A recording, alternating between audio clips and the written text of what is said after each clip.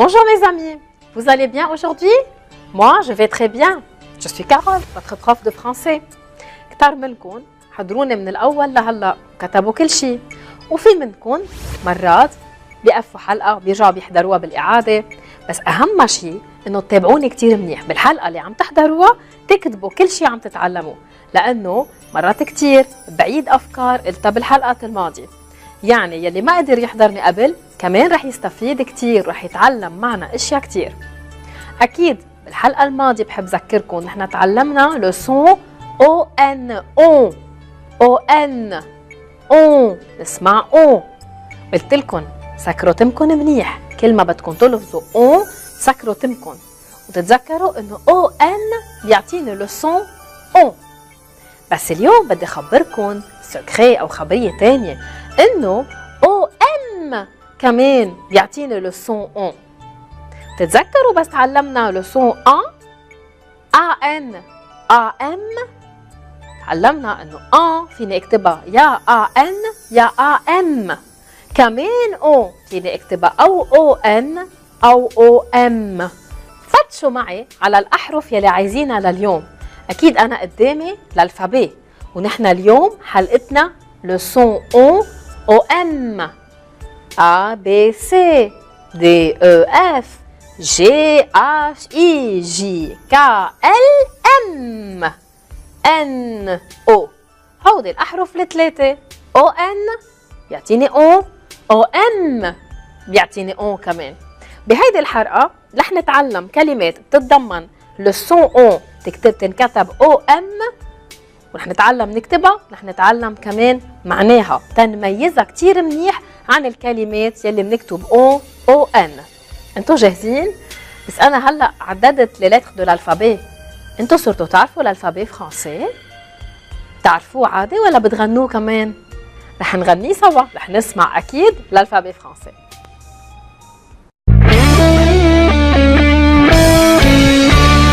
Qu'est-ce qui forme l'alphabet? Le sais-tu? Le sais-tu? Qu'est-ce qui forme l'alphabet? Le sais-tu?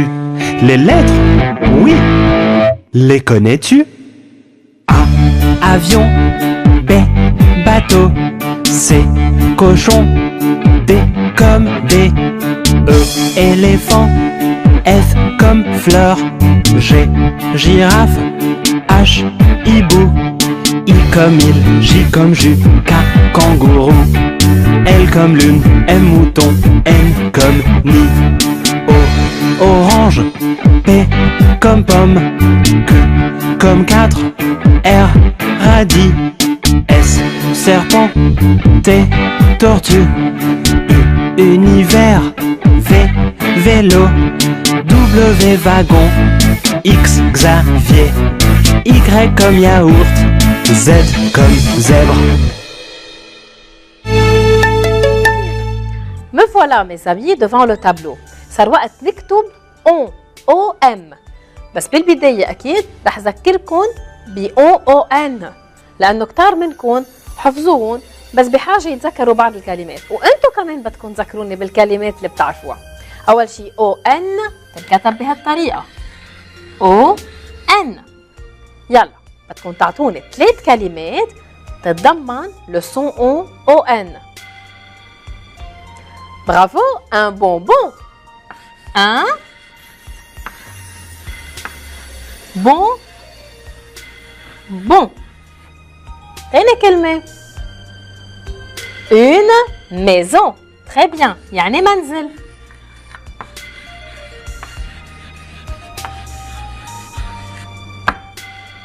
une maison. مين بده يعطيني هلا الكلمة الثالثة؟ او ان. برافو. un pantalon. un pantalon. وكتار كلمات غيرها تعلمناهن بيتضمنوا لو سون او ان. وقلت لكم تتميزوا كتير منيح بين و pantalon. بس نحن حلقتنا لليوم عن او ام. اسمع فيها كمان بدي اقول لكم شيء اصدقائي، انه هي ذاتها سي لا ميم ريغل كو لا ريغل يلي تعلمنا فيها لو ان. يعني نحن لما تعلمنا ان قلنا انه بنكتب ان. اي متى بنكتب ان؟ بس يكون في عندي حرفين من وراهم. شو هن هالحرفين؟ ب برافو. وبدي اقول لكم انه كثير هين اليوم، لانه كمان او ام بكتب ام بس يكون في عندي وراها او ب او بي. واليوم رح اعطيكم كلمات، كلمه فيها ب وكلمه فيها بي. شوفوا، une ombre. ombre يعني خيال. تعرفوا شو الخيال؟ بس يكون في ضوء قدامي وراي بيكون في خيالي. خيال une ombre. وكمان en français بنقول je suis à l'ombre، يعني أنا بالفي. بس كون ماشي بالطبيعة ولاقي شجرة بقعد تحتها تما أكون بالشمس. ombre يعني الخيال أو الفي. une ombre. في عندي ب، بس يكون في عندي ب بكتب او ام. هلا رح اعطيكم كلمه فيها او ورا دغري بي. مثلا ان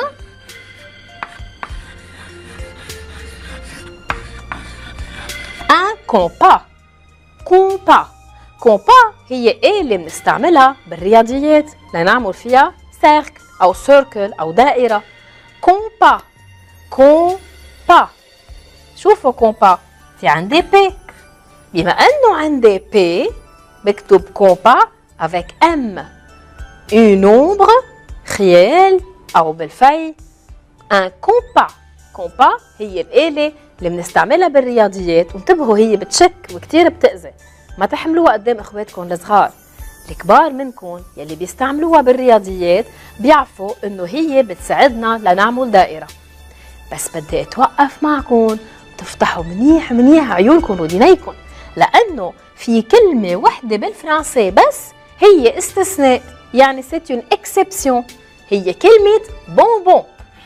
ان بونبون هيدي الكلمه الوحيده يلي ما بدها تلحق ابدا هيدي القاعده، بدها تعمل مثل ما بدها. شوفوا ان بونبون في عندي بي. شو كان لازم اكتب هون؟ ام. بس هي لانه مثل ما بدها تعمل كتبناها بهالطريقه بون. وانا بقول كمان لانه كلمه بون يعني لذيذ، بون يعني كتير لذيذ، ونحن كنا بنعرف انه البونبون هو شيء كتير طيب، بده يكون كرمال هيك كتبوها استثناء. بس اهم شيء نحن نحفظ انه هي اكسبسيون يعني استثناء، يعني بتعمل مثل ما بدها، ما بتلحق القاعده. لا ريغل القاعده بتقول انه نحن بنكتب او ام قدام ب، يعني قبل ب وبي، بس يكون عندي ب وبي. الا بس اي كلمه ان بونبون نكتبها مع ان. ضلكم حافظين، لانه انا رح اعملكم اكزرسيس باخر فقرتنا وباخر حلقتنا لليوم، ورح شوف اذا رح تتذكروا بونبون هي الاستثناء الوحيد. هلا رح نتوقف مع فاصل صغير، شيء رح تحبوه كتير وبنرجع منكمل حلقتنا.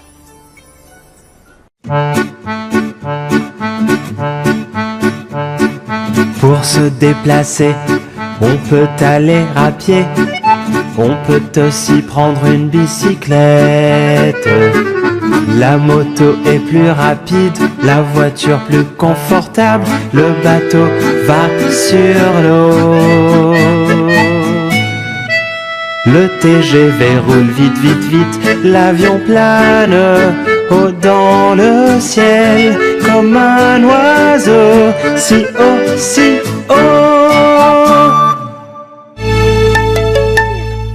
رجعت لكم أصدقائي وحضرت لكم sur l'écran des photos avec des mots. هول الكلمات جداد، ركزوا كتير منيح واكتبوهم قدامكم، لأنه بيجمعوا الأصوات لو سون او ام. قلت لكم نسمعوا او، بس بنكتب او ام بس يكون في من وراء او بي او بي. اول كلمه ان بومبيي، اكيد كتبناها او ام لانه في بي. بومبيي يعني رجل اطفاء. رجال الإطفاء نحن لازم كتير نحترمهم وكتير نحبهم لأنه بيضحوا بحياتهم كرمالنا. إذا في حريق en français بنقول له incendie. Quand il y a un incendie دغري بننادي رجال الإطفاء وهن كتير عندهم شجاعة بيضحوا بحياتهم مرات كرمالنا. un pompier. قولوا بعد مرة pompier. تسكروا تمكن pompier. وأنا بذكركم إنه pompier بتنتهي ب ER. قلت لكم بالحلقات الماضية إنه ER بسمعها مرات إيه، بس نحن ما بنعرف ليش نسمعها بهالطريقة، ما في إلها سبب، ما في إلها قاعدة. بدنا نحفظ إنه pompier تنكتب بهذه الطريقة، بس أنتوا بتعرفوا إنه بنكتب OM لأنه عندي لا لتر P. un pompier رجل إطفاء. تاني كلمة deux. c'est le deuxième mot. deux أكيد كلمة ما بتتضمن on، بس deux هو عدد. منقول له un nombre. هو chiffre أو nombre. le chiffre 1 2 3 4 بس يصيروا مع بعضهم منقول لهم un nombre عدد. الأعداد كلها منقول لها des nombres.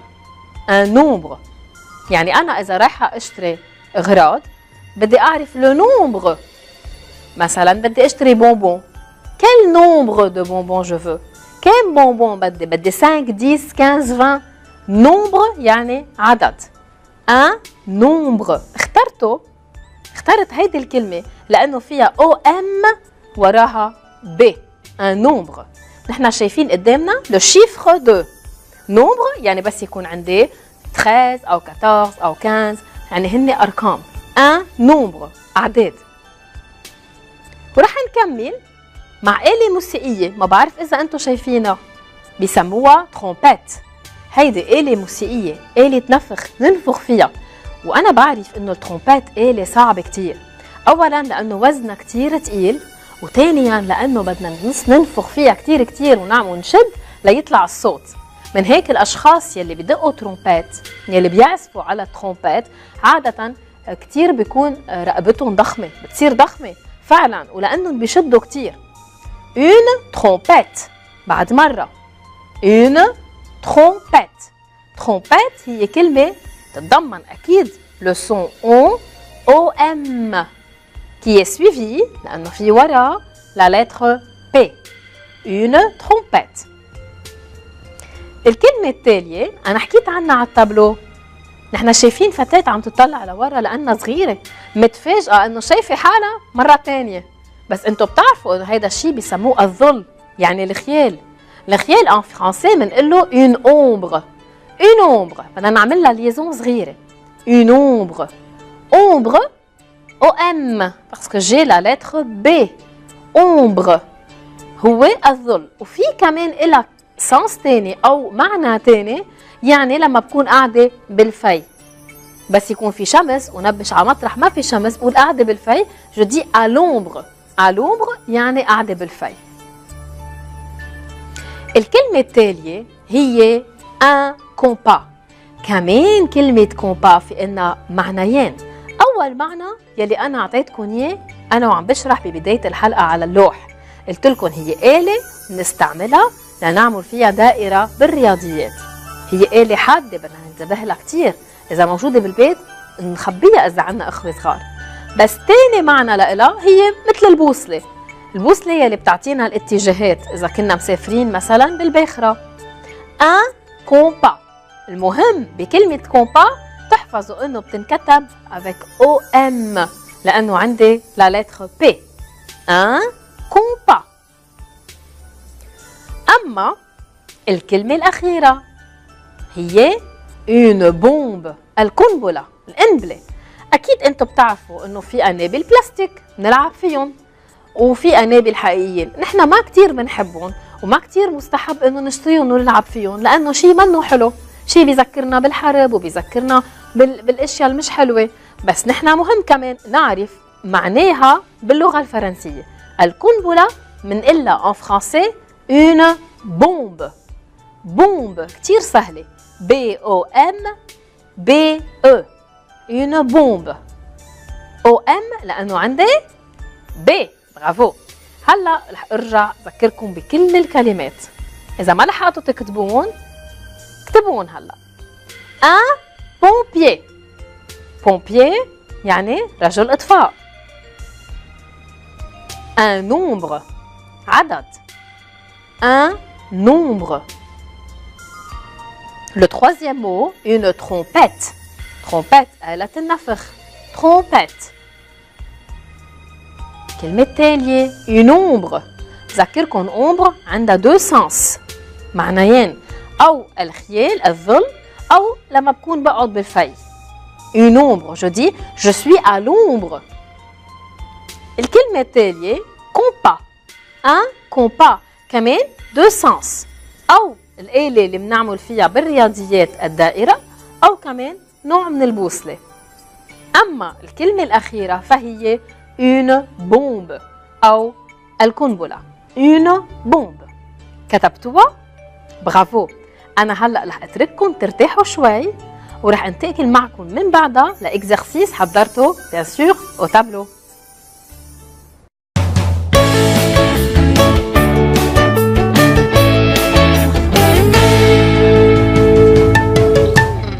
Un saucisson. Un bonbon. Un concombre. Un bouton. Une trompe. Une maison. Un dindon.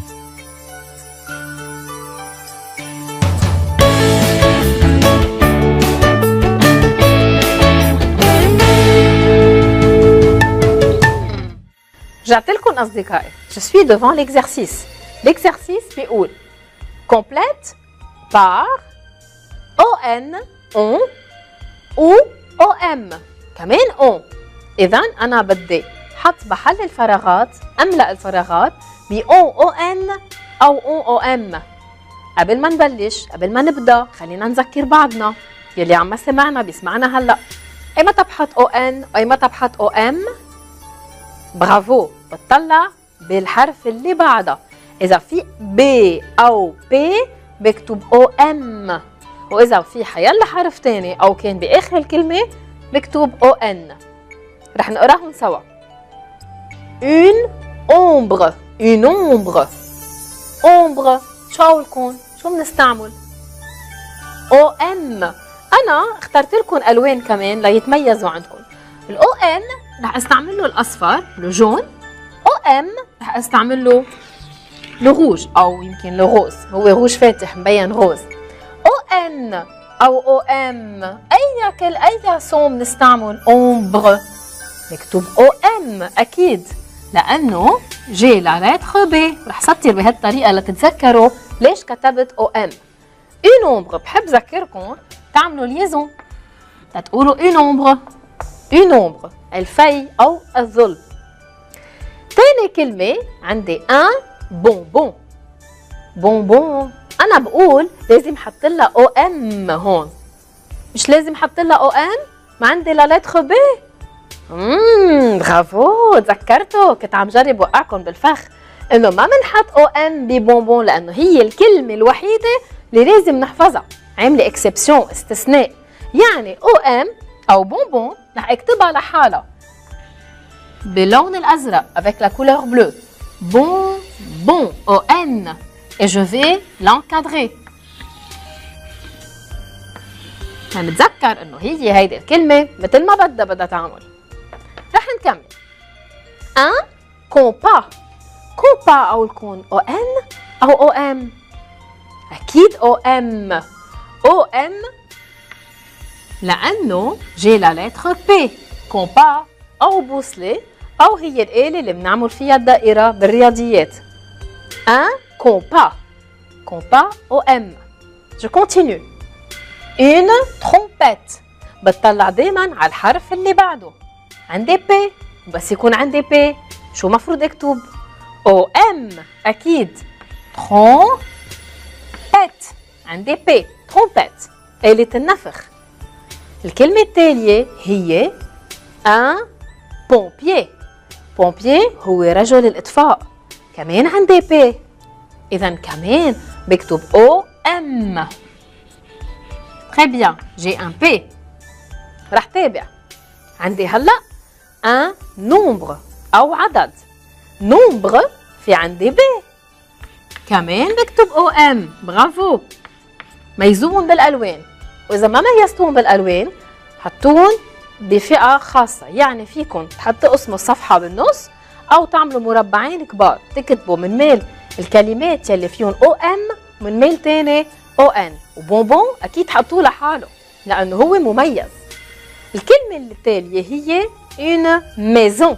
كمان عم بسمع O بس بكتب OM أو ON.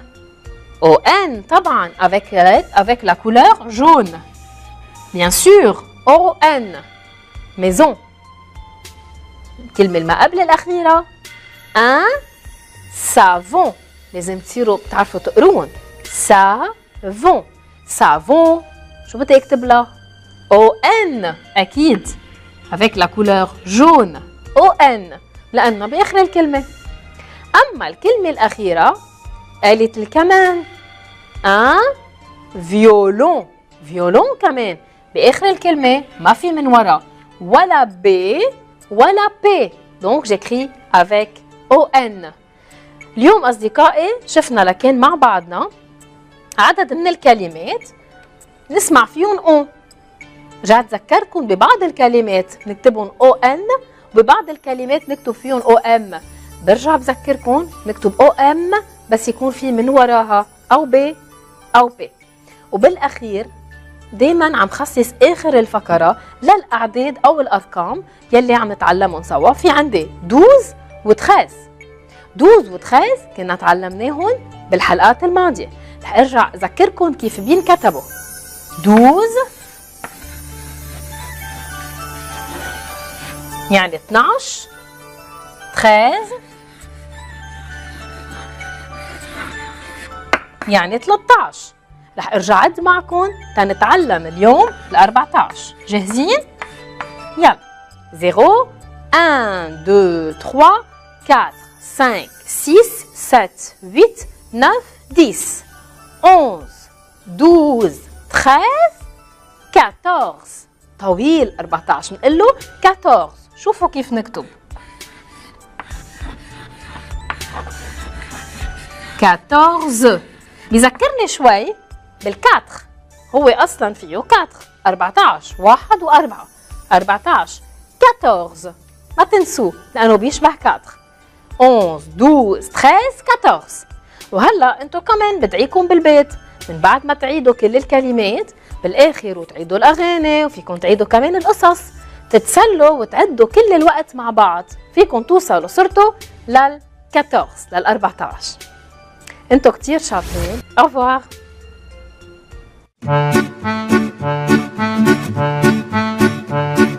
Pour se déplacer, on peut aller à pied.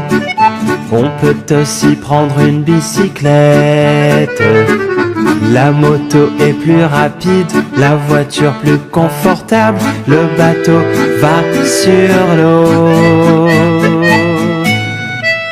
Le TGV roule vite, vite, vite. L'avion plane haut dans le ciel comme un oiseau. Si haut, si haut.